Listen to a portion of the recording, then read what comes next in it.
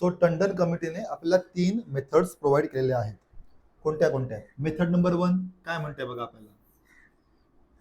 Current assets value घ्यायची आहे, minus कोणती व्हॅल्यू करायची? Current liabilities.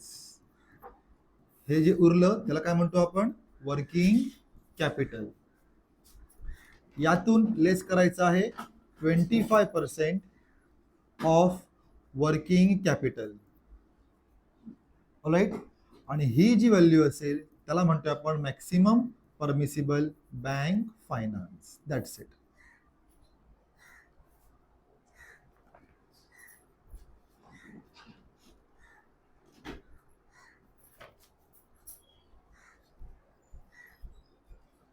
सो ह्याचा अर्थ काय? ही जी व्हॅल्यू आहे, ही व्हॅल्यू त्या बॉरोवरला लॉंग टर्म फायनान्स म्हणून अरेंज करायची आहे, आणि ही जी व्हॅल्यू आहे ही बँक प्रोव्हाइड करणार आहे लोन म्हणून. ऑलराईट. सो तुमच्या बिझनेसचं जितकं वर्किंग कॅपिटल आहे त्यातलं 25% तुम्हालाच अरेंज करायचं आहे by issuing debentures, by issuing shares, like that, long term finance. आणि बाकीचं जे आहे ते आम्ही बँकवाले तुम्हाला अरेंज करून देऊ. ठीक आहे. असं ही झाली मेथड नंबर 1. आता बघूया मेथड नंबर 2. यामध्ये थोडासा अप्रोच पकडलाय. Current assets minus current liabilities. Here we get working capital. आता लेस करायचं आहे 25% ऑफ करंट असेट्स. म्हणजे या अमाऊंटवर 25% फाइंड करायचे, आणि मग जी व्हॅल्यू उरली that shall be maximum permissible bank finance. Alright. Now the third method जी जास्त फेमस आहे. करंट असेट्स घ्यायच्या, त्यातून कोर करंट असेट्स मायनस करायच्या. एक्झाम मध्ये तुम्हाला ही अमाऊंट दिलेली असते स्ट्रेट अवे. ठीक आहे. लेस केलं की ही जी व्हॅल्यू उरली आहे लेस करून त्याचे 25% लेस करायचे. त्याचे 25% लेस करायचे.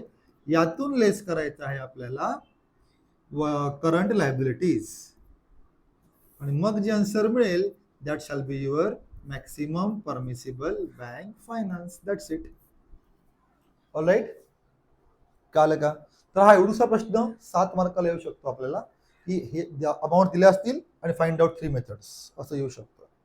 ठीक आहे. तर हाच क्वेश्चन त्यांना मोठा करायचा असेल तर ते म्हणतील also find current assets, find current liabilities and then go for this. तो क्वेश्चन तर मोठा होईल 15 मार्क्समध्ये. सो आपण आज 7 मार्काचा क्वेश्चन कव्हर अप करूया. लिहायला घ्या.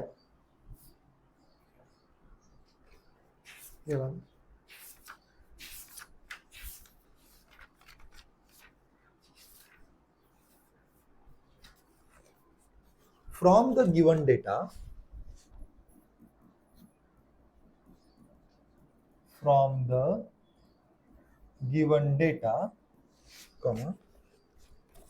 calculate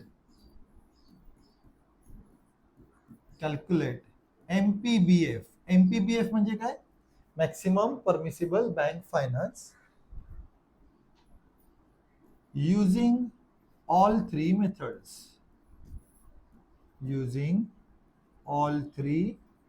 methods. फुल stop.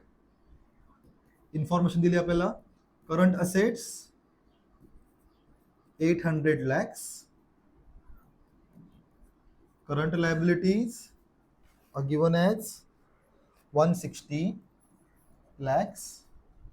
Number 3, core current assets given as 200 lakhs. झालं. हा एवढासा आपला क्वेश्चन आहे. ऑलराईट. आता करूया सोल्युशन.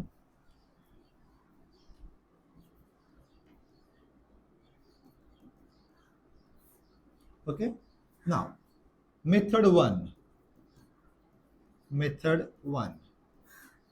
ठीक आहे. Current assets 800 lakhs minus current liabilities 160 lakhs. हे काय उरलं आपल्याकडे? हे उरलं वर्किंग कॅपिटल. किती उरलं?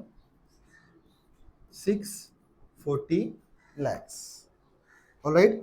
आता आउट ऑफ दिस 25% आपल्याला अरेंज करायचं आहे बॉरोवरला from the own funds long term finance. So 25% apply करा. किती झाले ते 160 लॅक्स. ही जी व्हॅल्यू उरली, किती व्हॅल्यू उरली आता आपल्याकडे 480 लॅक्स. ही value maximum permissible bank finance असणार आहे ॲज पर मेथड 1. क्लिअर आहे का हे? ग्रेट. आता करूया मेथड नंबर 2.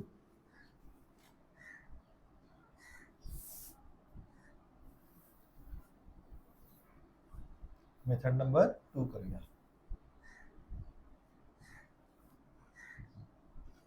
चलो मेथड नंबर 2. यात काय म्हटलं आपल्याला करंट एसेट्स. अच्छा, given age 800 lakhs minus current liabilities, that is 160 lakhs is equal to working capital.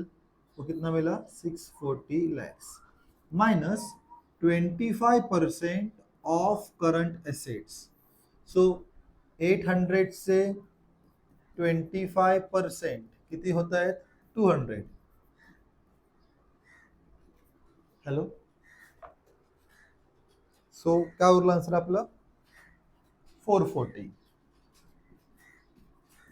lakhs. हे झालं आपलं maximum permissible bank finance as per method 2.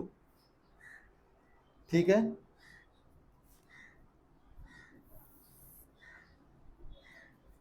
Okay बाळांनो. Next method number 3. First thing current assets 800 lakhs minus core current assets. बघा आपल्या समोर किती दिलेत core current assets 200 lakhs. ते इथे घेतले आपण 200 lakhs. व्हॅल्यू किती उरली 600 lakhs उरली. मायनस आता ही जी व्हॅल्यू उरली आहे त्याच्यामधले 25% लेस करायचं आहे. सो 25% हे आपल्याला इकडनं लेस करायचे आहेत. किती झाले 150 lakhs. सो किती उरलं 450 lakhs. त्यातून लेस करायचं आहे current liabilities. Current liabilities are given as 160 lakhs.